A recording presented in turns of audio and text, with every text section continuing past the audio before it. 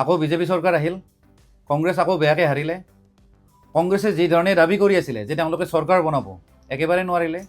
কথাটো হ'ল বিজেপিয়ে ইমান ভাল ৰিজাল্ট কেনেকৈ কৰিব পাৰিলে আৰু কংগ্ৰেছে কিয় হাৰিলে ইমান বেয়াকৈ? তাৰ কিছুমান কাৰণ আছে, সেইবোৰ মই এটা এটাকৈ কৈ আছোঁ। 1 নম্বৰ কাৰণটো হ'ল মোদী আৰু মামা মেজিক। ধৰক কোনোবা এটা সমষ্টিত বিজেপি কেণ্ডিডেটটো হাৰু অৱস্থাত আছে বা ৰাইজে তেওঁক ভাল পোৱা নাই, কিন্তু তাত গৈ হিমন্ত বিশ্ব শৰ্মাই যদি এখন ৰেলী কৰি দিয়ে নহয়, তেতিয়াহ'লে মানুহবিলাকৰ চিন্তাধাৰা চেঞ্জ হৈ যায়। নাম্বাৰ 2, সেইটো হ'ল জুবিন দাক কংগ্ৰেছ দলে বহুত বেয়াকৈ ইউজ কৰিছে।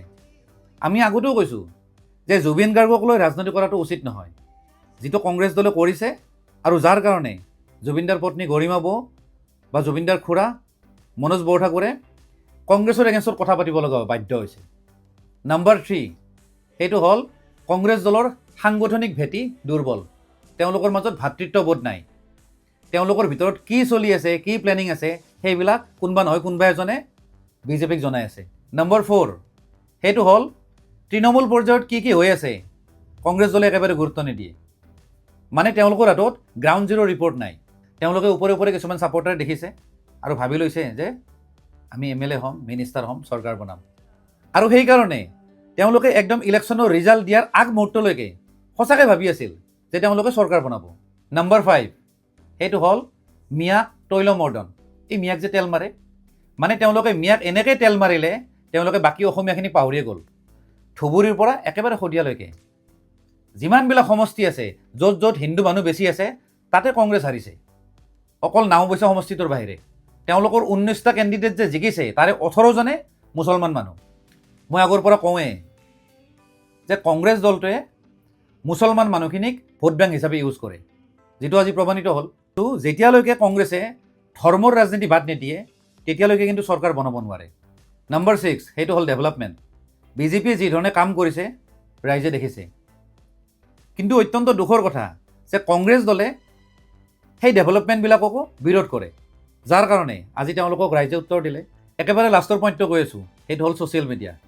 একেবাৰে সঁচা কথা যে বহুত মানুহে মোবাইলত নিউজ চাই বা মোবাইলৰ ভিডিঅ' চাই ৰাজনৈতিক সিদ্ধান্ত লৈছে যে কাক ভোট দিব বা নিদিব। আৰু সেইকাৰণে প্ৰত্যেকটো দলে কিছুমান কণ্টেণ্ট বা কিছুমান বিষয় ছ'চিয়েল মিডিয়াত পাব্লিছ কৰে। কিন্তু কংগ্ৰেছ দলে যিবোৰ বিষয় বা কণ্টেণ্ট পাব্লিছ কৰিছে ছ'চিয়েল মিডিয়াত, নিজৰ পেজত হওক বা কণ্টেণ্ট ক্ৰিয়েটৰৰ যোগেদি, বেছিভাগেই মিছা আছিল।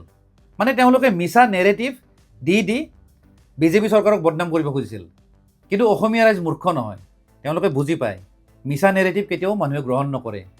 তেওঁলোকে যেতিয়া পষ্টবিলাক দেখিছে, তেওঁলোকে গম পাইছে যে কংগ্ৰেছৰ এইবিলাক কথা মিছা, আৰু সেইকাৰণে সেই মানুহখিনি বিজেপিৰ ফালে ঢাল খাইছে। আৰু এটা কথা, ছ'চিয়েল মিডিয়াত যদি কোনোবাই এটা পষ্ট লিখিছে বা কমেণ্ট কৰিছে বিজেপিক ছাপৰ্ট কৰি, কংগ্ৰেছৰ সমৰ্থকবিলাকে আহি ইমান বেয়াকৈ গালি পাৰে, দালাল বুলি ক'ব, এজেণ্ট বুলি ক'ব, 1250 টকীয়া, 1500 টকীয়া, মানে যা তা গালি। মানুহে যেতিয়া কমেণ্টটো দেখিব, তেওঁৰ প্ৰফাইলটো যেতিয়া খুলি চাব, দেখা পাব যে তেওঁ কংগ্ৰেছৰ সমৰ্থক।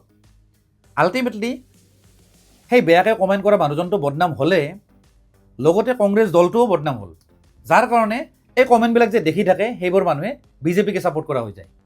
চ' এনেকুৱা ঢেৰ কাৰণ আছে যাৰ কাৰণে বিজেপি আজি শাসনত আহিল বা কংগ্ৰেছ দলটোৱে ইমান বেয়াকৈ মুখ ঠেকেচা খাব লগা হ'ল। ভিডিঅ'টো আৰু বেছি দীঘল নকৰোঁ। মই এটাই কথা বিচাৰোঁ, বিৰোধী শক্তিশালী হওক, কংগ্ৰেছ দলটোৱে গ্ৰাউণ্ড ৰিয়েলিটিবিলাক জানক, তাৰপিছত তেওঁলোকে কাম কৰক। আজিলৈ এৰিছোঁ, ধন্যবাদ। জয় আই অসম।